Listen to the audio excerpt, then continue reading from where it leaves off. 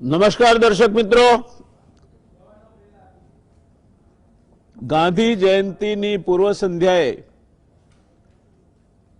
આપ સૌનું ગુજરાત સમાચાર ટેલિવિઝનના આ વિશિષ્ટ પ્રસ્તુતિમાં સ્વાગત છે. દોસ્તો, આવતીકાલે 2 ઓક્ટોબર આ એક નસીબદાર તારીખ છે. 2 કારણો છે એના. પહેલું, આપણા રાષ્ટ્રપિતા અમનના ફરિશ્તા, અહિંસાના પૂજારી મહાત્મા ગાંધીજીનો જન્મદિવસ છે. અને બીજું, જય જવાન જય કિસાન નો નારો આપનાર લાલ બહાદુર શાસ્ત્રી, પૂર્વ વડાપ્રધાન, વામનમાંથી વિરાટ બનીને યુદ્ધમાં જેમણે દુશ્મનના દાંત ખાટા કરી નાખ્યા, એ તાશ્કંદના વીર શહીદ લાલ બહાદુર શાસ્ત્રીજીનો પણ આવતીકાલે જન્મદિવસ છે. ભારત માતાના બંને સપૂતને યાદ કરીને મારા શ્રદ્ધાસુમન. વાત કરીએ 2 ઓક્ટોબર 1869ના રોજ માતા પુતળીબાઈના પેટે જન્મેલ પિતા કરમચંદ ગાંધી, કબા ગાંધીના સપૂતની. એક સામાન્ય બાળક તરીકે જીવન શરૂ થયું. એ જૂઠું પણ બોલ્યો, ચોરી પણ કરી, માંસાહાર પણ. અંધારાથી આ બાળક બીતો. ઘરકામ કરતી બેન રંભાએ એને રામ નામનો મહિમા સમજાવ્યો. એ વિલાયત ગયો. માએ એની પાસે દારૂ નહીં પીવાનું, માંસાહાર નહીં કરવાનું અને પરસ્ત્રી ગમન નહીં કરવાનું વચન લેવડાવ્યું. એણે તે નખશીખ પાળ્યું. ઇંગ્લેન્ડથી બેરિસ્ટર બની પાછો આવ્યો. વકીલાત કરવા દક્ષિણ આફ્રિકા ગયો અને એક કડકડતી ઠંડીની ધ્રુજાવતી રાત્રે મોરિસબર્ગ સ્ટેશને રંગભેદી ગોરા ટિકિટ ચેકરે ફર્સ્ટ ક્લાસના ડબ્બામાંથી એને નીચે ઉતારી દીધો. સામાન નીચે ફેંકાઈ ગયો. આ પળે ઠંડીમાં ઠૂંઠવાતી એ રાત્રિના ચિંતનમાંથી બેરિસ્ટર મોહનદાસ કરમચંદ ગાંધીમાંથી જન્મ્યો મહાત્મા ગાંધી. નેલ્સન મંડેલાએ ક્યારેક ભારતને ઉદ્દેશીને કહ્યું, તમે અમને બેરિસ્ટર ગાંધી આપ્યા, અમે તમને મહાત્મા ગાંધી પરત આપ્યા. આજે આ મહાત્મા ગાંધીના જીવનની વાતો કરવી છે અને એ વાતો કરવા માટે આપણી પાસે એક વિશિષ્ટ પેનલ છે. આ પેનલમાં છે પ્રિન્સિપાલ પ્રોફેસર સુભાષભાઈ બ્રહ્મભટ્ટ, સુશ્રી ડોક્ટર મંદાબેન પરીખ અને શ્રી તુલા સંજય. એક એવું વ્યક્તિત્વ જે પતિ પત્નીએ યુવાન વયે સ્વાશ્રય, ગ્રામ વિકાસ અને સાદગીને પોતાનો જીવન મંત્ર બનાવ્યો અને મહેસાણા નજીક એક ગામમાં પોતે સમર્પિત થઈને કામમાં લાગી ગયા. મંદાબેન ગુજરાત વિદ્યાપીઠના ટ્રસ્ટી છે. એ સિવાયની પણ ઘણી બધી સ્વૈચ્છિક સંસ્થાઓ અને પ્રવૃત્તિઓ સાથે જોડાયેલા છે. ગાંધીજી વિશે પ્રિન્સિપાલ બ્રહ્મભટ્ટ એ એક તજજ્ઞ તરીકે વાત કરી શકે એટલા એમની સાથે ભાવાત્મક રીતે જોડાયેલા છે. આમ આજની જે આપણી પેનલ છે એ એક વિશિષ્ટ પેનલ છે. એમ મેં કહ્યું તે આ કારણથી કહ્યું. ગાંધીજીએ 2 વાત કહી છે. પહેલી, મારું જીવન એ જ મારો સંદેશ. કથની અને કરણીમાં જરાય તફાવત નહીં. ગરીબોના મસીહા તરીકે જીવ્યા તો પેલા સૂટ બૂટનો ત્યાગ કરીને આખી જિંદગી માત્ર અડધી ધોતી ભેર જીવ્યા. પોતાનું જે કંઈ હતું તે પૈતૃક સંપત્તિમાંથી હક ઉઠાવી લીધો. એટલું જ નહીં, પોતાના બાળકોને પણ એ હકથી વંચિત કરી નાખ્યા. વૈષ્ણવજન તો તેને રે કહીએ, જે પીડ પરાઈ જાણે રે, પર દુખે ઉપકાર કરે તો મન અભિમાન ન આણે રે. નરસિંહ મહેતાનું આ ભજન બાપુને ખૂબ જ પ્રિય હતું અને એ ભજન પ્રિય હતું એટલું જ નહીં, એ ભજનના ભાવ મુજબ એમનું જીવન પણ વ્યતીત થયું. ગાંધીજી કેવા હતા? તમને ગાંધી ભક્તો કોઈ વાત કે કોઈ પ્રમાણપત્ર આપે, જો કે ગાંધીજીને કોઈ પ્રમાણપત્રની જરૂર નથી, પણ છતાં પણ જે અભિભૂત થયેલ વ્યક્તિત્વ છે, મંદાબેન કે અથવા સુભાષભાઈ કે અથવા સંજય કે, તો એમાં હું કંઈ બહુ આશ્ચર્ય નથી પામતો. પણ જ્યારે તમારી વિચારસરણીથી તદ્દન વિરુદ્ધ વિચારસરણીવાળા વ્યક્તિઓ તમારા વિશે કંઈ કે, ત્યારે એ શબ્દોનો ખૂબ મોટો અર્થ નીકળતો હોય છે. આવું ગાંધી કથા કરીને પુસ્તક છે શ્રી નારાયણ દેસાઈની, એના 22મા પાને લખાયું છે અને એ આ ઉચ્ચારણો છે શ્રી નાનાજી દેશમુખના. એ નાનાજી દેશમુખ છે કે જ્યારે જનતા મોરચાની સરકાર હતી ત્યારે એ જનતા મોરચાના રાષ્ટ્રીય મહામંત્રી હતા. દેશમાં એક ખૂબ જ વગદાર અને પાવરફુલ જેને કહી શકાય એવું વ્યક્તિત્વ હતા. નાનાજી માટે લખે છે, मैं नाना देशमुख आरएसएस वाला गांधी का हत्यारा. આ નાનાજી નારાયણ દેસાઈને કે છે, નારાયણ દેસાઈએ આ અહીં ઉતાર્યું છે આ પુસ્તકમાં 22મા પાને ગાંધી કથાના પુસ્તકમાં. मैं नाना देशमुख आरएसएस वाला गांधी का हत्यारा 320 की कलम जिस पर लगी आपसे कह रहा है कि 5000 साल का भारत का इतिहास जितना जानता हूं और जितना पढ़ा भी है, किसी एक विषय को छुए उसको समग्रतया स्पर्श करने वाला गांधी से अधिक दूसरा कोई आदमी हमको मिला नहीं. आ नानाजी देशमुखना शब्दों છે. આલ્બર્ટ આઇન્સ્ટાઇન ગાંધીજી વિશે કહે છે કે on the occasion of Mahatma Gandhi 70th birthday, generations to come it may well be will be scared to believe that such a man as this one ever in flesh and blood walked upon this earth. અર્થ થાય આવનાર પેઢીઓ આ પ્રકારનો હાડ માંસ અને રુધિરનો બનેલો માણસ આ પૃથ્વી પરથી પસાર થયો છે તે સરળતાથી સ્વીકારી નહીં શકે. આ ગાંધીજીનું જીવન છે. અને આજે આપણી જે આ નિષ્ણાત પેનલ છે એ પેનલ ગાંધીજીના જીવન વિશે આપણને એનો જીવન સંદેશ વિશે વાત કરવાની છે. આ ત્રણેય વ્યક્તિત્વો એવા છે કે જે અધિકૃત રીતે આ વિષય પર વાત કરી શકે છે. શરૂઆત કરીશું સુભાષભાઈ આપથી. ગાંધીજીના જીવનમાંથી શું સંદેશ આપણને મળે છે? આજે ગાંધી જયંતિની પૂર્વ સંધ્યાએ આપણે આ ચર્ચા કરી રહ્યા છીએ, ત્યારે આજની પેઢીને અને ઉગીને ઊભી થઈ રહેલી આવતીકાલની પેઢી માટે આપને શું લાગે છે ગાંધીના જીવનમાંથી કયો સંદેશ મળે છે આપણને? બહુ જ સરસ સવાલ છે જયનારાયણભાઈ. ગાંધી આજના સંદર્ભમાં યુવાનોને શું આપી રહ્યા છે, શું કહી રહ્યા છે? તો એક વાત ચોક્કસ છે કે ગાંધીનું વ્યક્તિગત જીવન જુઓ તમે તો ગાંધીને જેણે વાંચ્યા છે, ગાંધીને જેણે વિચાર્યા છે, ગાંધીને જેણે સમજવાનો પ્રયત્ન કર્યો છે, એ વ્યક્તિઓ હંમેશા એક વાત ચોક્કસ સ્વીકારે છે કે ગાંધીની પારદર્શિતા, અને તમે શરૂઆતમાં જ કહ્યું કે એની કથની અને કરણીમાં કોઈ ફરક નથી. મારું જીવન એ જ મારો સંદેશ, આવું કહેનારી વ્યક્તિ એ આ રાષ્ટ્રને મહાત્મા રૂપે મળે છે. ટાગોર અને સુભાષચંદ્ર બોઝ જેવી વ્યક્તિ એને મહાત્મા શબ્દથી નવાજે, આ કોઈ નાની સૂની વાત નથી.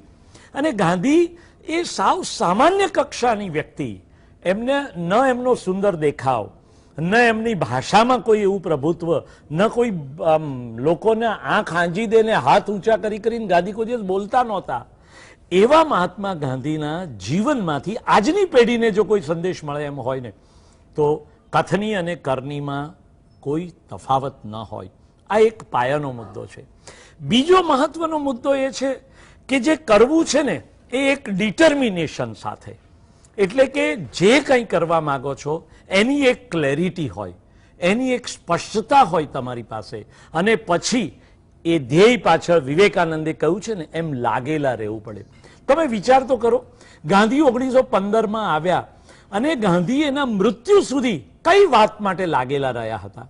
ભારતને કયા પ્રકારની સ્વાધીનતાની આવશ્યકતા હતી, એનો કેટલો ઊંડો અભ્યાસ હતો એ વ્યક્તિનો.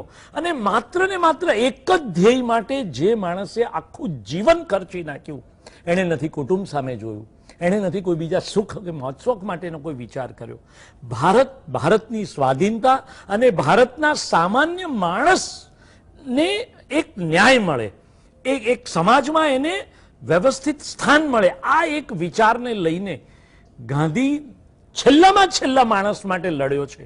અને ગાંધીએ જે કામ કર્યું છે એ આ જીવન, એણે પોતાનું જીવન ખર્ચી નાખ્યું. કોણ છે આજે આપણી પાસે કે જે પોતાનું જીવન કોઈ એક ધ્યેય પાછળ આ જીવન લાગેલા રહે?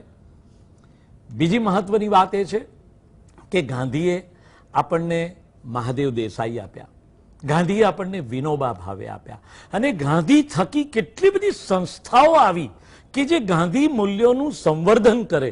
હું તો ગુજરાત વિદ્યાપીઠની સ્થાપનાના આખા વિચારને સલામ કરું છું કે બિલકુલ મેકોલેની એક શિક્ષણ પદ્ધતિથી તદ્દન જુદી પરંપરામાં ગાંધીએ કેટલો મોટો વિચાર આપ્યો છે વિદ્યાપીઠની સ્થાપના થકી. અને કેવા મહાત્માઓ ત્યાં આગળ શરૂઆતના વર્ષોમાં શિક્ષાવિદ તરીકે બહાર આવ્યા. ત્યાં કાકા સાહેબ કાલેલકર હોય કે ઉમાશંકર જોશી ભણાવતા હોય કે અન્ય ગાંધીવાદી વિચારધારાના કેટલા બધા પ્રોફેસરો ત્યાં ભણાવવા માટે આવ્યા હતા. અને એ વિચારને પકડીને આજે પણ વિદ્યાપીઠ સનિષ્ઠતાપૂર્વક જે કામ કરે છે ને એ ગજબનાક છે. એટલે કહેવાનો મતલબ આ છે કે ગાંધી વિચાર પોતાનામાં રહેલી એક અહિંસાની વિભાવનાને એણે આ જીવન પકડી રાખી શક્યા. અને અણુબોમ્બના યુગમાં ગાંધીએ પહેલું વિશ્વયુદ્ધે જોયું હતું ને બીજું પણ જોયું, અને ત્યારે ગાંધીએ જે અહિંસાનો વિચાર આપ્યો ને એ વિચાર જ આજે જગતમાં સાર્વત્રિક બની ગયો છે.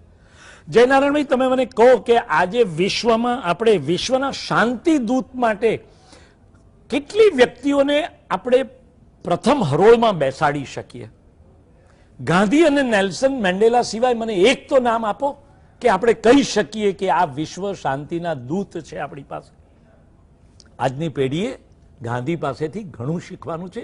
ગાંધીની સાદગી, ગાંધીની વિચાર સનિષ્ઠતા અને ગાંધીની એકાગ્રતા, આ બહુ જ મહત્વની વાત છે જે આજની યુવા પેઢીએ ખરેખર જીવનમાં ઉતારવા જેવી છે.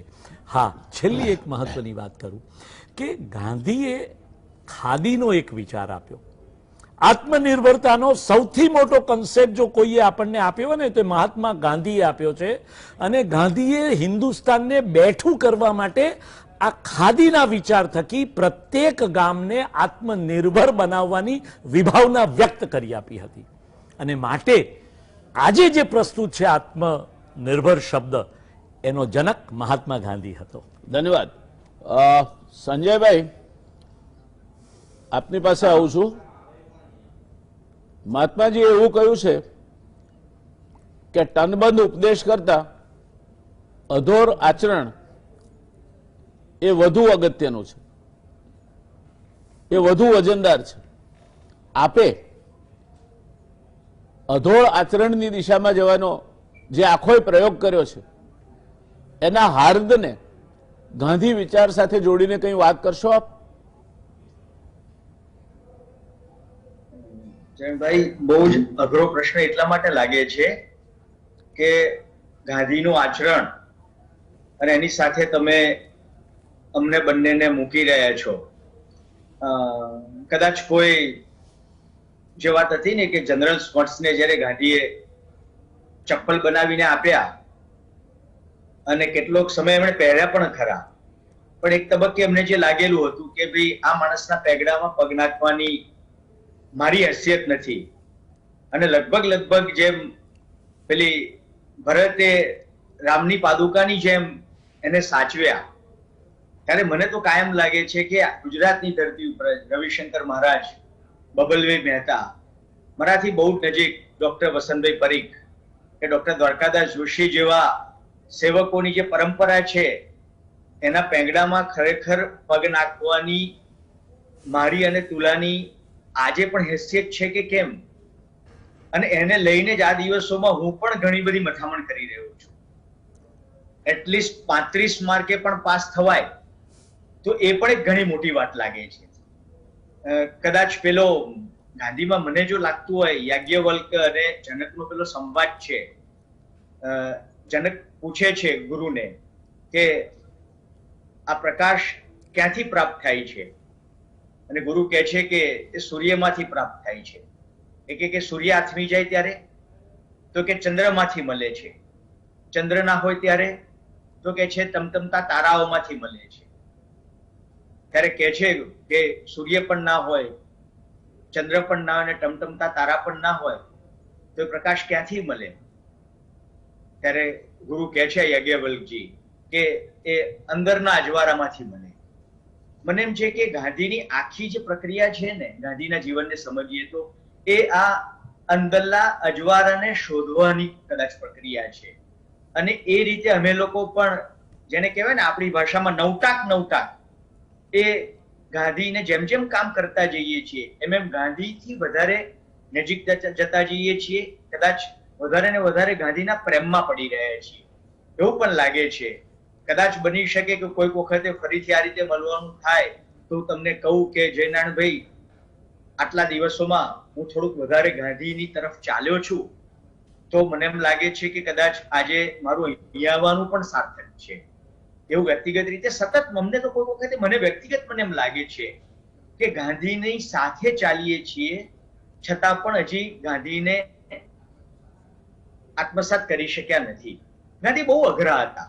ગાંધી વિશે કહેવાય છે ને કે બહુ વખત પહેલાનો એક પ્રસંગ, જ્યારે તિલક મહારાજ ગાંધીને ક્યાંક છોડ્યા છેલ્લે ઘોડાગાડીમાં, અને ત્યારે તિલક મહારાજે ગાંધી એના સાથીને કહેલું હતું કે આ માણસ કદાચ આવનારા દિવસોમાં દેશને દોરવાનો છે પણ આપણા બહુ કામનો નથી. કારણ કે ગાંધી અનકમ્ફર્ટેબલ હતા, ગાંધી અનકમિટેડ હતા, ગાંધી અનપ્રેડિક્ટેબલ હતા. અને આપણે લોકો જે કંઈ કરીએ છીએ આપણે બહુ કમ્ફર્ટ ઝોનમાં બધું કરી રહ્યા છીએ.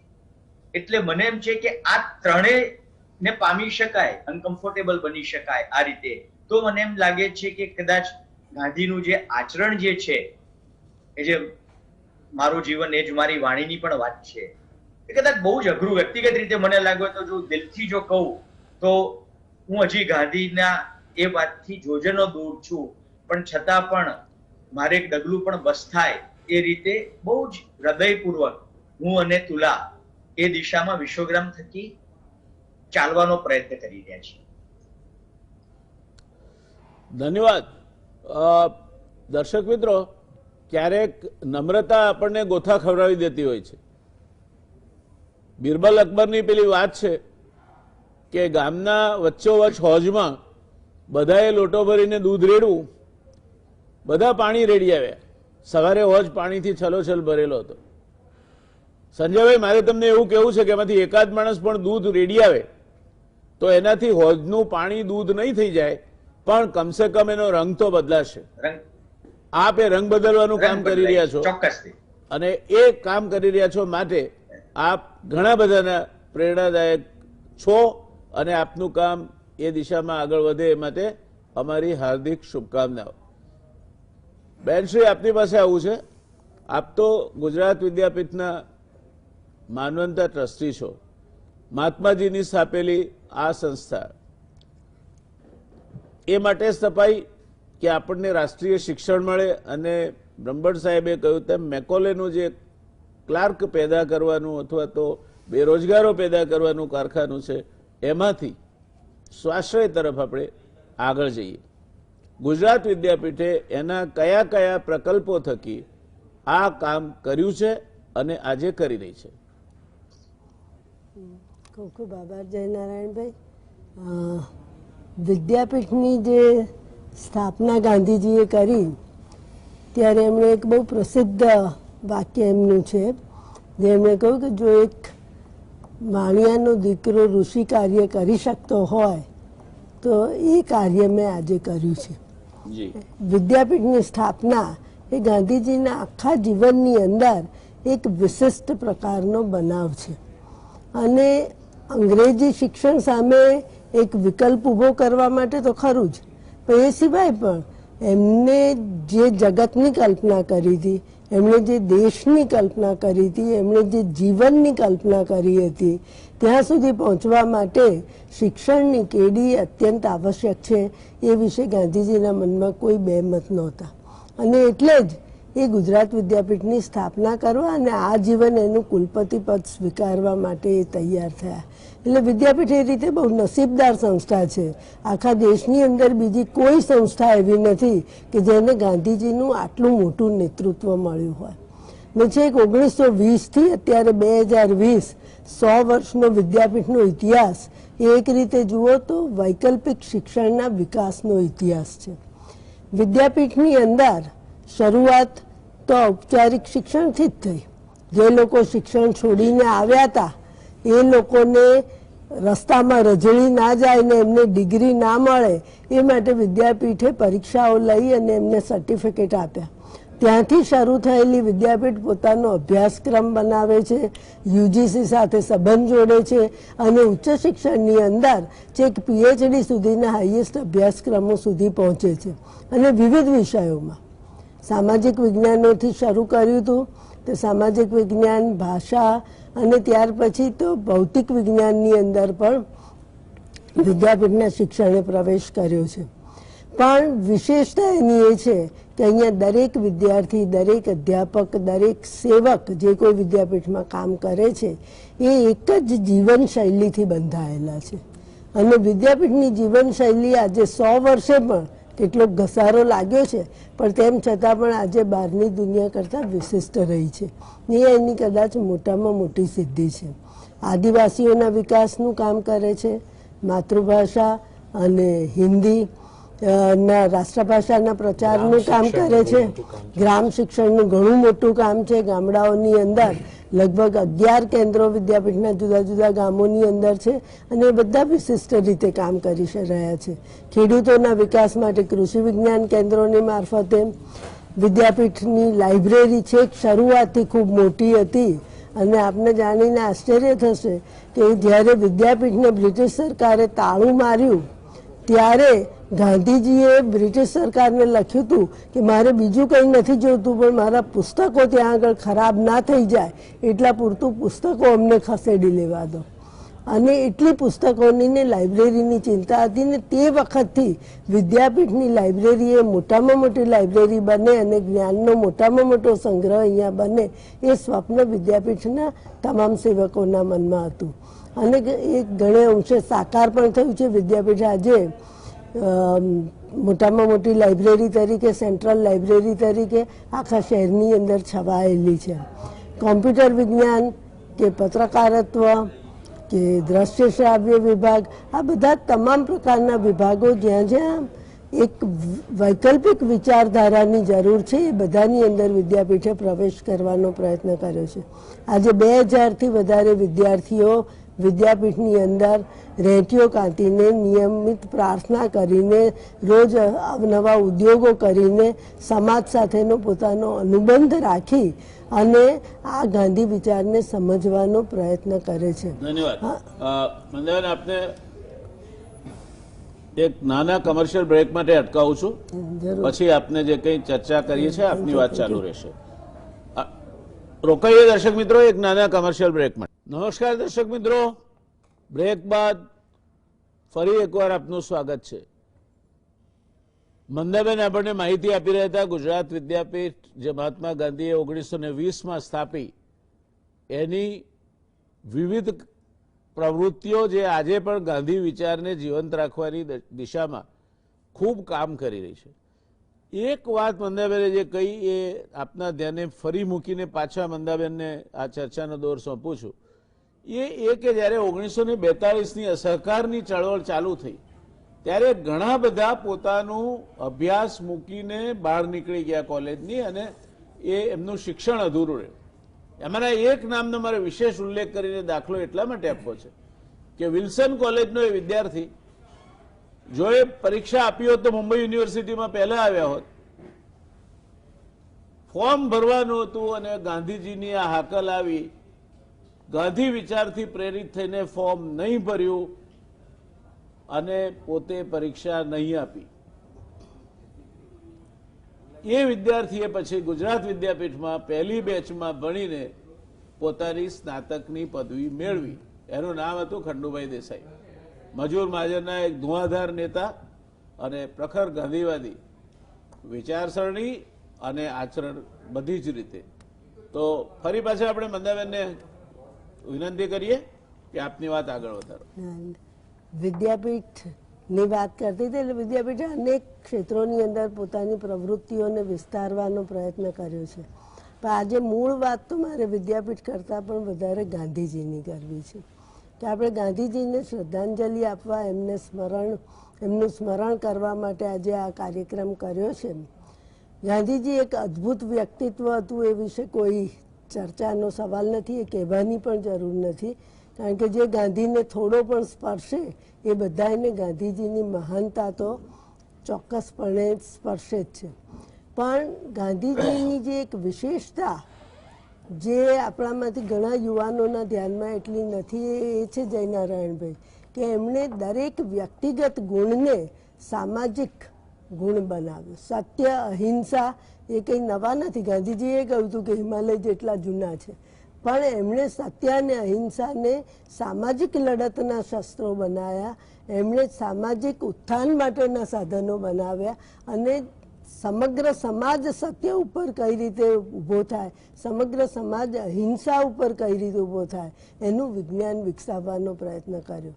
આજના દિવસે જ્યારે આપણે એમને યાદ કરીએ છીએ ત્યારે મને લાગે છે કે એમના અધૂરા કામો આપણે યાદ કરી અને એ તરફ આગળ જવાનો પ્રયત્ન કરવો જોઈએ. સંજયભાઈ ઓલરેડી યુવાનો સાથે કામ કરે છે અને આ વસ્તુ સમજાવવાનો પ્રયત્ન કરે છે. પણ ગાંધીજીએ જે 18 રચનાત્મક કાર્યક્રમો આપ્યા અને જે 11 વ્રતો આપ્યા, મને લાગે છે કે આ 11 વ્રત એ વ્યક્તિગત વિકાસ માટેનું એક માળખું પૂરું પાડે છે અને 18 રચનાત્મક કાર્યક્રમો એ સામાજિક વિકાસ માટેનું માળખું પૂરું પાડે છે. જો એમાં આપણે 35%, 50%, 25% જે કંઈ એ દિશાની અંદર આગળ વધી શકીએ તો મને લાગે છે કે દેશની એક તાસીર બદલવાની આપણને અવસર છે. અને બાકી તો દુનિયા અત્યારે જે રસ્તે ચાલી રહી છે એમાં નાનાજી દેશમુખે કહ્યું એ વાત બિલકુલ સાચી છે કે દુનિયા ઈચ્છે તો પણ ગાંધીજીને બાજુએ રાખી શકવાની નથી. અમારે ત્યાં હું એક એક્સપેરિમેન્ટ ઇન ઇન્ટરનેશનલ લિવિંગ નામની સંસ્થા સાથે જોડાયેલી છું અને જેમાં પરદેશથી યુવાનો અહીંયા આવે છે. એ યુવાનોને ગમે ત્યારે પૂછીએ, ગમે તે દેશનો યુવાન આવતો હોય એને પૂછીએ કે તમે ઇન્ડિયા આવવાનું કેમ પસંદ કર્યું, ભારત આવવાનું, તો એક જ જવાબ હોય, કારણ કે અહીંયા ગાંધી છે. અને એટલે ગાંધીજીનું આકર્ષણ ક્યાં ક્યાં પહોંચ્યું છે, પણ એ આકર્ષણની વાત નથી, પણ એક સમાજના નવઘડતરની વાત છે. અને અનફોર્ચ્યુનેટલી કમનસીબે આપણે એ કરવાની અંદર થોડા નબળા પુરવાર થયા છીએ, થોડા અક્ષમ પુરવાર, આપણી અક્ષમતા દેખાઈ છે. એટલે હવે પછીના વર્ષોની અંદર જો આપણે વિશ્વગુરુ બનવાનું સ્વપ્ન જોતા હોઈએ કે આપણે વિશ્વને કોઈ નવી દિશા બતાવવાનું સ્વપ્ન જોતા હોઈએ તો મને લાગે છે કે આપણે ગાંધી વિચાર તરફ જવું પડશે. ખાદી, ગ્રામોદ્યોગ, વ્યસન મુક્તિ, સફાઈ, અસ્પૃશ્યતા નિવારણ, હિન્દુ મુસ્લિમ ઐક્ય, આમાંનો એક પણ કાર્યક્રમ ગાંધીજીના 18 તમે જુઓ તો એક પણ કાર્યક્રમ આજે ઓછો રેલેવન્ટ નથી થયો. આજના ભારતમાં પણ આ બધા જ કાર્યક્રમો એટલા જ રેલેવન્ટ છે ને જેને એમ લાગે છે કે ગાંધી એટલે પાછા જવું, ખાદી એટલે યંત્રમાંથી પાછા શાળ ઉપર જવું, એની અંદર જે લાગે છે એવું નથી. એ પાછા જવાનું નથી, એ કદાચ 2 ડગલા વધારે આગળ જવાનું છે. ધન્યવાદ. ગાંધી એટલે સદૈવ જેને કહી શકાય પ્રસ્તુત એવું વ્યક્તિત્વ. એ આજે પણ પ્રસ્તુત છે, ગઈકાલે પણ પ્રસ્તુત હતું અને આવતીકાલ પણ પ્રસ્તુત રહેવાનું છે. અને આમ છતાંય આપણી કમનસીબી એ છે કે જે વિશ્વ સમજી શક્યું છે એ ક્યાંક ને ક્યાંક આપણે સમજવામાં ઊણા ઉતર્યા છીએ અને એને કારણે ગાંધી વિચાર વિશે અનેક પ્રકારના મતમતાંતરો ઊભા થાય છે જે ઊભા થવા જોઈએ નહીં અને એ દિશામાં કામ કરવાનું આપણે જારી રાખવું જોઈએ. તો બ્રહ્મભટ્ટ સાહેબ, મારે આપને પૂછવું છે કે ગાંધી વિશે આજે જેટલું અજ્ઞાન પ્રવર્તે છે એ અજ્ઞાન ઊભું થવાના કારણો અને એને કઈ રીતે આપણે પાછું યુવાનોમાં ગાંધીને પાછા મૂકવાનું કામ કઈ રીતે કરી શકીએ? જયનારાયણભાઈ, બહુ જ પ્રસ્તુત પ્રશ્ન છે, કારણ કે આજે ગાંધીની વાત કરીએ એટલે તમે બેકવર્ડ લાગો છો. ગાંધીની વાત કરો એટલે મંદાબેને કહ્યું એમ તમે પાછા જવાની વાત કરતા હોવ એવું લાગે લોકોને. પણ બહુ જ સાચું કહું, જેઓ ગાંધીને સમજ્યા નથી, જેમણે ગાંધીને કોઈ દિવસ વાંચ્યો નથી, ગાંધી વિશે વિચાર્યું નથી ને, એવા જ લોકો ગાંધીનો વિરોધ કરી રહ્યા છે. એટલે મૂળ વાત એ છે કે આપણે આપણી શિક્ષણ પ્રણાલીમાં અથવા તો આપણી સામાજિક વ્યવસ્થામાં ગાંધીને ક્યાંક ફરી બેઠો કરવાની જરૂરિયાત છે. જ્યાં સુધી આપણી મૂળભૂત શિક્ષણ પ્રણાલિકામાં આપણે ગાંધીને પાછો નહીં લઈ આવીએ ને, ત્યાં સુધી આપણે સતત નવી પેઢી સામે અન્યાય જ કરતા રહીશું અને નવી પેઢીને ક્યારેય સમજાશે નહીં કે ગાંધી આજની તારીખે પણ કેટલા પ્રસ્તુત છે. હા, નવી શિક્ષણ નીતિમાં એક વાત ચોક્કસ આવી છે અને એ વર્નાક્યુલર લેંગ્વેજીસની વાત આવી, એટલે કે માતૃભાષામાં શિક્ષણ આપવાની વાત આવી. આ ગાંધીનો મૂળભૂત વિચાર છે કે માતૃભાષામાં શિક્ષણ હોવું જોઈએ. એ વાત પાછી નવી શિક્ષણ નીતિમાં કંઈક અંશે આવી છે, ગાંધીના નામ લીધા સિવાય પણ આવી છે. પણ સારું છે કે ગાંધી વિચાર તો એમાં પડેલો છે, પણ ગાંધી એ માત્ર બીજી ઓક્ટોબરે જ આપણને યાદ આવે, ગાંધી એ સૂતરની આંટી પૂરતો જ યાદ આવે, કે ગાંધી એ ખાદીના કપડા પૂરતો જ યાદ આવે, એ ન ચાલી શકે. મંદાબેને કહ્યું કે એના 18 સામાજિક કાર્યો ગાંધીએ ગણાવ્યા છે. સાહેબ, આ સંજય તુલા કે હસમુખ પટેલ તમે લો કે પછી સણોસરાની સંસ્થા લો ને એના કાર્યકરો લો, આવા હજુ તો 5 લાખ કર્મચારીઓ કે કાર્યકરોની આપણને જરૂર છે. જો આવા 5 લાખ કાર્યકરો આપણને આખા દેશમાંથી મળી રહે ને અને સંસ્થાઓ રૂપે મળે, વ્યક્તિ નહીં માત્ર, એ સંસ્થાઓ રૂપે મળે ને, તો ભારત ફરીવાર વિશ્વગુરુ બનવા માટે સમર્થ છે, એ વાત ચોક્કસ છે. પણ એને માટે એક પોલિટિકલ વિલની પણ જરૂર છે. એડ્યુકેશનની અંદર તમારે આ બધું લાવવું પડશે. સૌથી મોટામાં મોટી વાત એ છે કે મેકોલેની શિક્ષણ પદ્ધતિમાં વ્હાઇટ કોલર જોબ્સ આવ્યા. આજે યાંત્રિકીકરણને કારણે વ્હાઇટ કોલર જોબનું મહત્વ વધી ગયું. ગાંધીએ શ્રમ પર ભાર મૂકેલો, શ્રમનું કોઈ મહત્વ જ નથી રહ્યું આપણી શિક્ષણ પ્રણાલીમાં. ગાંધી કેમ અપ્રસ્તુત બનતો જાય છે? કારણ કે આપણે શ્રમનું ગૌરવ નથી કરતા અને શ્રમનું મહત્વ નથી આજે સમજતા. એને કારણે આપણી યુવા પેઢીમાં આજે પણ શ્રમ અંગેની વાત આવે ત્યારે બધા પાછા પડે છે. સ્વાસ્થ્ય સુધારવાની વાત છે, એ જીમમાં જવાની વાત કરશે, પણ ગાંધી માર્ગે સ્વાસ્થ્યની જે સમજ કેળવવાની વાત છે ને, એ મોડા પડી રહ્યા છે, કારણ કે આપણે એ દિશામાં વિચાર નથી કરતા. એટલે હું કહું છું કે માત્ર ગાંધીજીનો એક પાઠ શિક્ષણ પ્રણાલિકામાં આવે ને એટલે ગાંધી જીવંત નહીં થઈ જાય.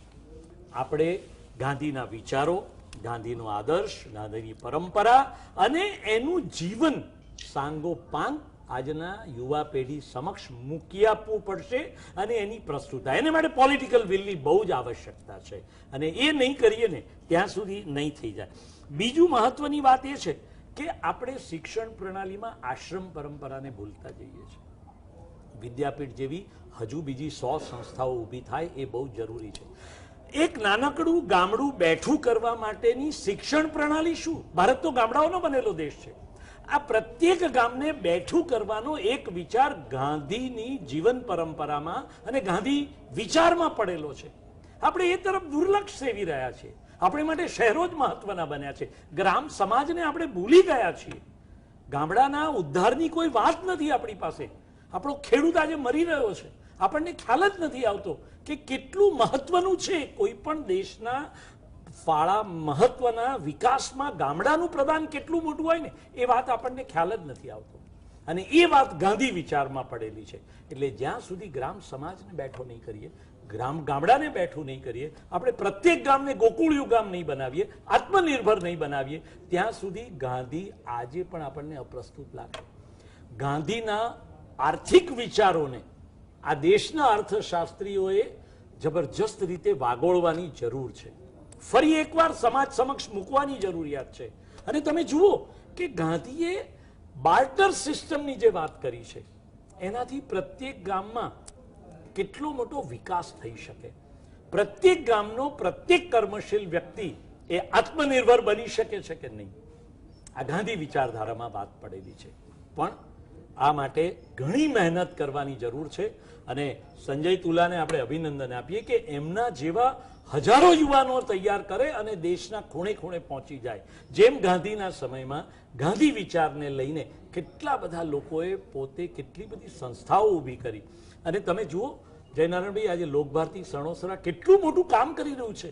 ગાંધી વિચાર જીવે છે એવું નહીં, ગાંધી વિચાર ત્યાં શ્વસાઈ રહ્યો છે, શ્વસી રહ્યા છે લોકો. અને માટે એ ગ્રામ પંચાયતનું શિક્ષણ હોય તો એ ગામડાને કેવી રીતે જીવંત કરી શકાય એ શિક્ષણ એ આપવાની પાયાની જરૂરિયાત છે. આપણે માત્ર મ્યુનિસિપલ કોર્પોરેશનોથી વહીવટ નહીં ચલાવી શકીએ, આપણે માત્ર વિધાનસભાઓથી નહીં ચલાવી શકીએ. આપણે પહેલા ગ્રામ્ય શિક્ષણ અને ગામની પંચાયત મજબૂત બને એ દિશામાં સૌથી પહેલા કામ કરવાની જરૂરિયાત છે. અને એ કરીશું ને ત્યારે ગાંધી વિચારનું મહત્વ સમજાશે. અને હા, આપણા જીવન પરંપરામાં ગાંધી વિચારના મૂલ્યો તો ક્યાંય નથી. તમે પોતે જ જોઈ લો ને કે તમે રાજકારણમાં કેટલી બધી ગુંગળામણ અનુભવતા હતા. અને કારણ કે ગાંધીના મૂલ્યો, ગાંધીની વિચારધારા એની માત્ર વાતો કરીએ છીએ, બહુ તો ખાદી પહેરીએ છીએ, એથી વિશેષ કશું નહીં. ખાદી પહેરીને ગાંધીના સ્વભાવની વિરુદ્ધની વાતો અને વિરુદ્ધના કાર્યો કરીએ છીએ. એટલે એક પણ રાજકીય પક્ષે ગાંધી વિચારને પકડીને ચાલનારી કોઈ વિંગ ઊભી કરી જ નથી. અને માટે આજે ગાંધી વિશે આટલા બધા પ્રશ્નો આપણને ઊભા થાય છે. વિશ્વ આખું ગાંધીને સેલ્યુટ કરે છે, ત્યારે આપણે માટે ખાલી 2 ઓક્ટોબર એક જ પ્રસ્તુત બની છે, એથી વધારે કંઈ નથી. એટલે મને એમ લાગે છે કે રાજકીય પક્ષોએ પણ ગાંધી વિચારધારાને પકડવી પડશે, ગાંધી મૂલ્યોનો સહારો લેવો પડશે. અને કથની અને કરણીમાં તમે જે શરૂઆતમાં કહ્યું ને એમાં ફેર ન પડે એવા યુવાનો તૈયાર કરવા પડશે ને એમણે રાજકીય લીડરશીપ લેવી પડશે. અને ત્યારે આ દેશને ફરી એકવાર આપણે વિશ્વગુરુ બનવાની દિશામાં લઈ જઈ શકીએ. ધન્યવાદ રમણ સાહેબ. દર્શક મિત્રો, હકીકતો આનાથી તદ્દન વિરુદ્ધ છે. આજે ગેલુ નાયક, જોગતરામ દવે, હરિવલ્લભ પરીખ, નારાયણ દેસાઈ તો હમણાં સુધી ગાંધી કથા કરતા હતા. મનુભાઈ પંચોલીના કામ વિશે કેટલા લોકો જાણે છે? દિનકર દેસાઈ કોણ છે? ધનસુખ મિસ્ત્રી નામના એક વ્યક્તિએ પોતાના આખા ઘરને ગાંધી સ્મારક બનાવ્યું છે. આપણામાંથી કેટલાને ખબર છે આ બધી?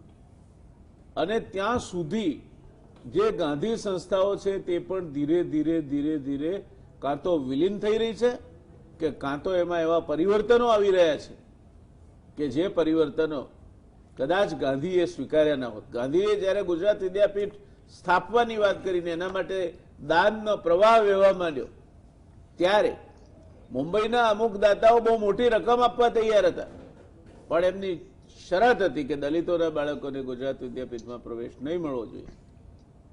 દીનબંધુ એન્ડ્રુઝે આ પ્રશ્ન પૂછ્યો ગાંધીજીને અને એમણે કહ્યું કે ગુજરાત વિદ્યાપીઠ નહીં થાય તો ચાલશે, પણ આ શરતી દાન સ્વીકારવાની મારી કોઈ તૈયારી નથી. આ ગાંધીજી હતા.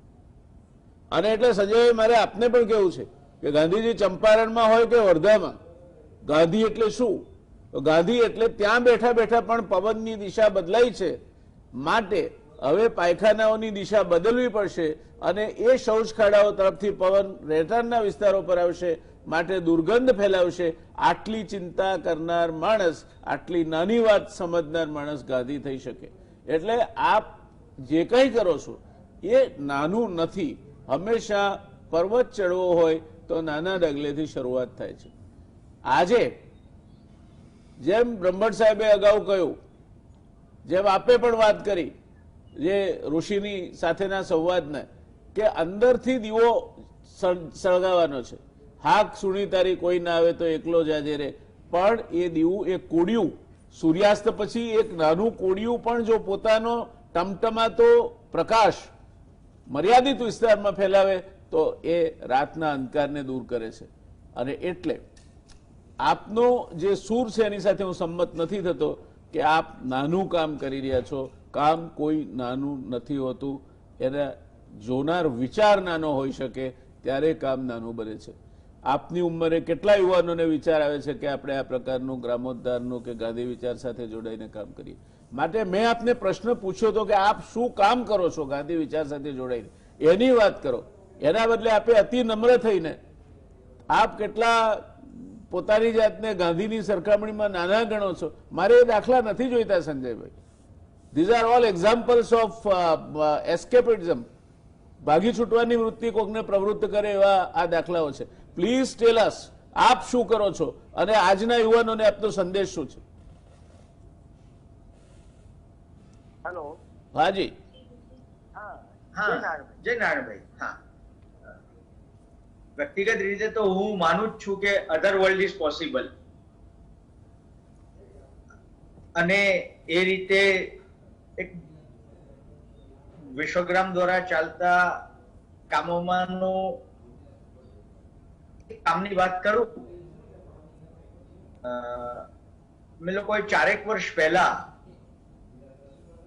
ગાંધી 150 વર્ષના થશે એને લઈને નતું કે નવી પેઢી વચ્ચે ગાંધીને લઈ જઈએ. હેલો, ગુલાલ ઇકો આવે છે. Please go ahead, you are clear. હા હા, તો એ વખતે અમે લોકોએ પહેલા કાર્યક્રમમાં રાજમોહન ગાંધીજીને બોલાવેલા હતા, અને એમની સાથે જયારે સંમેલન કર્યું ત્યારે મેં બહુ કેચી નવી પેઢીને ધ્યાનમાં રાખીને એક આપેલું હતું કે વંદે મેહે દમ, ગાંધી 150 નોટ આઉટ.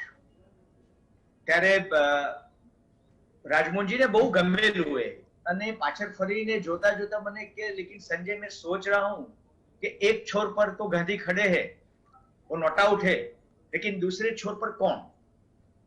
અને જે આ બીજો છોડ છે એની વાત કરું તો વિશ્વગ્રામના હમણાં ચાલતા કામોની અંદર મને એમ છે કે એક બહુ મહત્વનું કામ એ આપણે લોકો કાશ્મીરની અંદર કરી રહ્યા છીએ.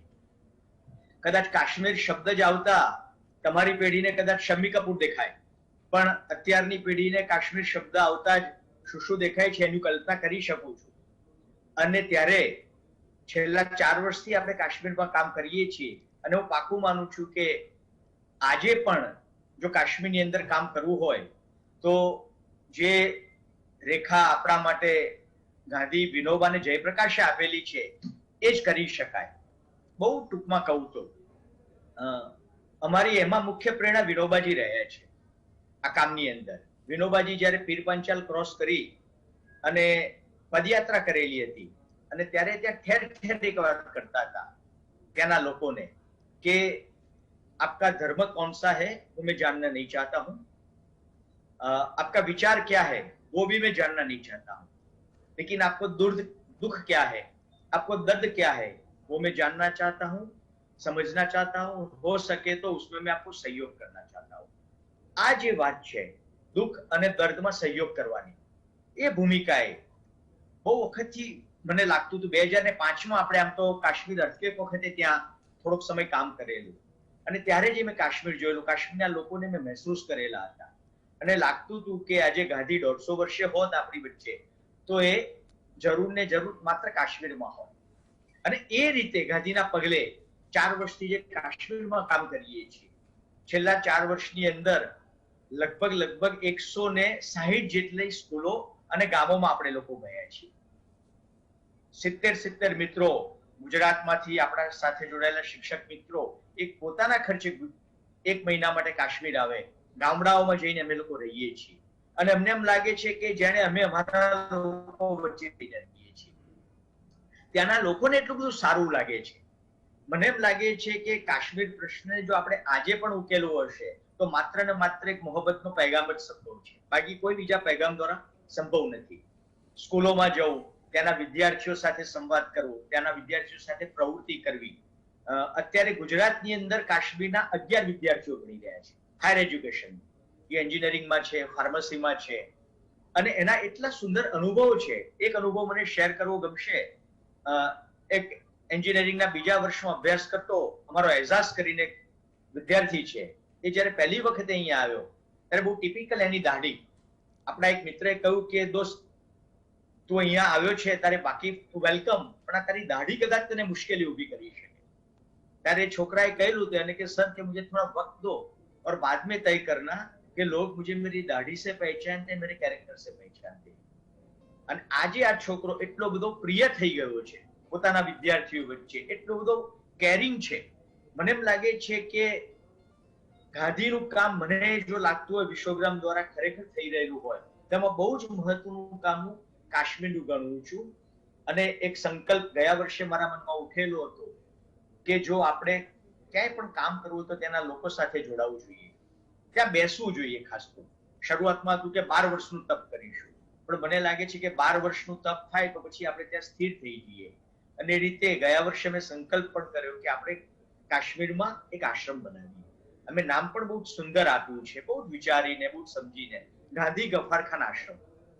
કમનસીબે છેલ્લો જે સમય વીતી રહ્યો છે, છેલ્લા 1 વર્ષથી કાશ્મીરમાં જવું સંભવ નથી બન્યું આ દિવસોમાં, પણ અમે ઈચ્છીએ છીએ કે કાશ્મીરની અંદર જો આ મોહબ્બતનો સંદેશો ફેલાવી શકીએ, આ પ્રેમનો સંદેશો ફેલાવી શકીએ, અને બહુ વ્યાપક રીતે ત્યાં કામ ચાલી રહ્યું છે છેલ્લા 4 વર્ષથી, તો હું માનું છું કે હું સ્મોલ ઇઝ બ્યુટીફુલ નો કદાચ માણસ છું, મારી પ્રકૃતિ પણ એ જ છે. એટલે નાનું એટલું સોહામણું, પણ મને સોહામણામાં બહુ રસ છે. કદાચ આ બહુ મોટા ઔદ્યોગિક ક્રાંતિના ઇતિહાસકારને એને એક વાક્યમાં વાત કરી હતી કે ઔદ્યોગિક ક્રાંતિમાં શક્તિ હતી પણ શોભા નહોતી. મને એમ લાગે છે કે શક્તિ કરતા શોભાનું, સૌંદર્યનું, શાંતિનું બહુ મોટું મૂલ્ય છે. અને આ કાશ્મીરના કામને વિશ્વગ્રામનું માનું છું કે ગાંધીના સૌથી નજીકના કામમાં ગણું છું આ દિવસોમાં. બહુ સુંદર વાત કહી. હવે આપે કંઈક ગાંધી સાથે જોડાયેલી વાત અને આપ જે કામ કરી રહ્યા છો એની વાત કહી. યુવાન મિત્રોને આમાંથી પ્રેરણા લેવા જેવી છે. કાશ્મીર, જ્યાં જે શબ્દ સાંભળીએ ને જ આપણને આમ ધ્રુજારી આવે કે જ્યાં આતંકવાદીઓ ફરતા હશે અને બોમ્બ ગોળા ફૂટતા હશે, મશીન ગનો ચાલતી હશે, આ કેટલું ભ્રામક છે અને વાસ્તવિકતામાં શું કરી શકાય છે એના બાબતનો સુંદર ખ્યાલ સંજયભાઈએ પોતાના કામથી, વિશ્વગ્રામ કરીને એમની સંસ્થા છે, કાશ્મીરમાં જે કામ કરે છે, ગાંધી ગફાર કલામ આશ્રમનું નામ પણ કેટલું સરસ છે, એ વિશે આપ્યો. એક નાની વાત દર્શક મિત્રો મારે આપને કહેવી છે. વર્ષે હું લગભગ 50,000 યુવાનો સામે ગાંધીની વાત કહેવા માટે જાઉં છું. મેં પહેલા 5,000 પુસ્તિકાઓ છપાવી હતી, લગભગ 50 પેજની પુસ્તિકા છે. ગાંધી વિચાર અને ગાંધીના કેટલાક દાખલાઓને લઈને સરળ ભાષામાં કોઈને પણ જોઈતી હોય તો હું મફત આપું છું, એની કોઈ કિંમત નથી. અને ક્યાંય પણ 500 થી વધારે તમે સંખ્યા ભેગી કરી શકો તો તમને અનુકૂળ સમય અને સ્થળે મારી તમારી સાથે ગાંધી વિશે વાત કરવાની તૈયારી છે. વંદાવન, ફરી આપની પાસે આવું છે. ગુજરાત વિદ્યાપીઠનું એક સારામાં સારું કામ એ પાણી અંગેનું છે. વોટર કન્ઝર્વેશન અંગેનો મને લાગે છે કે એક સરસ પ્રયોગ તમારા ત્યાં કેમ્પસ વોટર હાર્વેસ્ટિંગનો થયો છે. આ પણ ગાંધીનું કામ છે. કાલના કાર્યક્રમમાં ગાંધી અને પાણી માટેના એક સંવાદની કવિતા હું દર્શક મિત્રો તમારા માટે લઈ આવવાનો છું. પણ મંદાબેનને આજે પૂછવું છે કે આ પ્રકારના પ્રયોગો એ વધારે ને વધારે લોકો સુધી જાય એ માટે આપણે શું કરી શકીએ? વિદ્યાપીઠે વોટર કન્ઝર્વેશનનું, વેસ્ટમાંથી ફર્ટિલાઇઝર બનાવવાનું અને બાયોગેસ પ્લાન્ટનું, આ બધા ક્ષેત્રોએ ઘણું મોટું કામ કર્યું છે. આમ પણ વિદ્યાપીઠ લોકોની અંદર વિજ્ઞાનની વાત જાય એ માટે પ્રયત્નશીલ રહી છે. અને સાદરા કેન્દ્રમાંથી છેલ્લા 15-20 વર્ષથી વધારે વર્ષથી વિજ્ઞાનની સાથે લોકોને જોડવાનો પ્રયત્ન કરી રહી છે. લગભગ અમદાવાદથી તમે હાઈવે પર જાઓ આ બાજુ તો 400-450 જેટલા હોટલોની અંદર બાયોગેસ પ્લાન્ટ વિદ્યાપીઠે કરેલા છે. એટલે રૂફ એગ્રીકલ્ચરનું પણ શરૂઆત, કિચન ગાર્ડનિંગની શરૂઆત, આવા ઘણા બધા પ્રયોગો વિદ્યાપીઠમાં શરૂઆતથી થતા રહ્યા છે. પણ એક વસ્તુ જયનારાયણભાઈ મારે કહેવી છે કે આ બધા પ્રયોગો અત્યંત મહત્વના છે, પણ જે મૂળ તત્વ છે એ તત્વ હજી જોઈએ એવું પકડાતું નથી. એને લીધે આ બધા કાર્ય, આમ જુઓ તો તમે દુનિયાભરમાં પણ ઘણા બધા કાર્યક્રમો, એટલે આશા નથી એવું નથી, સત્યાગ્રહના માર્ગે કે અહિંસાના માર્ગે આઝાદી મેળવી હોય એવા ગાંધીજી પછી પણ કેટલા યુદ્ધો થઈ ગયા ને 6 દેશોની કથા તો બધાને ખબર જ છે કે 6 દેશોની અંદર પોતાના પ્રશ્નો અહિંસાના માર્ગથી ઉકેલ્યા છે. એવી જ રીતે નફા વગર ધંધો ચલાવવાના પ્રયોગો પણ થઈ રહ્યા છે. એવી જ રીતે વ્યાજ વગર ધિરાણ આપવાના પ્રયોગો પણ થઈ રહ્યા છે. સ્થાનિક જ ખાવું ને સ્થાનિક જ પહેરવું એના પ્રયોગો પણ થઈ રહ્યા છે. તો આ બધા જ પ્રકાર, એટલે દરેક જણ ગાંધી વિચારના રસ્તે જવાનો પોતપોતાની રીતે પ્રયાસ કરે છે. મૂળ જે વાત છે એ મને લાગે છે કે ગાંધીજીની સાદગીની વાત. એ સાદગીની વાત એ એટલી બધી મહત્વની છે અત્યારની આર્થિક પરિસ્થિતિની દ્રષ્ટિએ પણ અને સામાજિક પરિસ્થિતિની દ્રષ્ટિએ પણ. જ્યાં સુધી આપણે આપણી વપરાશમાં ઘટાડો કરવા તરફ નહીં જઈએ ને જ્યાં સુધી આપણું ધ્યાન ત્યાંથી સામાન્ય બાબતો તરફ નહીં જાય ત્યાં સુધી મને લાગે છે કે આ બધા જે બનાવો છે એ પેરીફેરીમાં રહેશે. હવે એમને સેન્ટરની અંદર ખેંચી લાવવાનો એક મોટા પુશની જરૂર છે અને એ પુશની શરૂઆત મને લાગે છે કે સાદગી, કરકસર, સ્વાશ્રય અને પરિશ્રમથી થઈ શકે. ધન્યવાદ બેન. થોડો સમય આપને ઓછો આપી શકાય કારણ કે કાર્યક્રમના સમયની મર્યાદા હોય છે. દર્શક મિત્રો, સાદગી અને તેમાં પણ પોતાની જરૂરિયાત કરતા વધારે કશું જ ન ખપે એનો એક નાનો પ્રસંગ કહીને વાતની પૂર્ણાહુતિ કરું છું. મહાત્માજી પશ્ચિમ બંગાળમાં કલકત્તામાં એક બહુ જ પૈસાપાત્ર ગૃહસ્થના મહેમાન બન્યા હતા અને એમણે જોયું તો એમની સ્વાગત માટે જાત જાતના સૂકા મેવા, મીઠાઈઓ, પકવાન, જાણે અન્નકૂટ ભરાયો એટલી વસ્તુઓ પેલા માણસે ઉત્સાહમાં ભરાઈને મહાત્માજી સામે મૂકી. અને એ દિવસે મહાત્માજીએ નક્કી કર્યું કે દિવસ દરમિયાન કુલ 5 વસ્તુઓથી વધારે પોતે જમણ નહીં કરે. એટલે સવારે 2 લીધી હોય તો સાંજે 3, સાંજે 2 લીધી હોય તો સવારે 3. આ મહાત્માજી હતા. પોતાનું આચરણ એ પોતાના વિચારો સાથે સુસંગત ન હોય એવું મહાત્માના જીવનમાં ક્યારેય બન્યું નથી. તો આજે આપણે ગાંધી વિચાર અંગેની વાત કરી. આવતીકાલે વાત કરીશું આજના સમયમાં ગાંધી વિચાર કેટલો પ્રસ્તુત, કેટલો અપ્રસ્તુત. ચર્ચા થશે આવતીકાલે, બહુ વિશદ ચર્ચા થશે. બહુ જ સારી પેનલ છે, જોવાનું ના ચૂકશો. એક મુદ્દો આ ચર્ચા પૂરી થાય તે પહેલા યાદ રાખજો કે હર્બર્ટ સ્પેન્સરે એવું કહ્યું છે કે જે વ્યક્તિ ઇતિહાસ યાદ રાખે છે તેને જ ઇતિહાસ યાદ રાખે છે. એટલે આપણે આપણો ઇતિહાસ અને ગાંધી કાર્યને યાદ રાખવું જ પડશે જો દુનિયા તમને યાદ રાખે એવું ઈચ્છતા હો તો. આ વાત સાથે આપણે આજની ચર્ચાને સમાપન તરફ લઈ જઈએ છીએ. મળીશું આવતીકાલે ગાંધી વિચાર આજના સમયમાં કેટલો પ્રસ્તુત, કેટલો અપ્રસ્તુત વિષયને લઈને. ધન્યવાદ પેનલના અમારા ત્રણેય વિદ્વાન પેનલિસ્ટનો, સંજયભાઈ, મંદાબેન અને બ્રહ્મભટ્ટ સાહેબનો, અને દર્શક મિત્રો આપનો પણ અમારી સાથે જોડાવા માટે. દિવસે ને દિવસે વધુ ને વધુ દર્શક મિત્રો 9 થી 10ના શોમાં ગુજરાત સમાચાર ટેલિવિઝન સાથે જોડાતા જાય છે. અમને એનો આનંદ છે. આવજો. શુભરાત્રી. Take care. શબ્બા ખેર.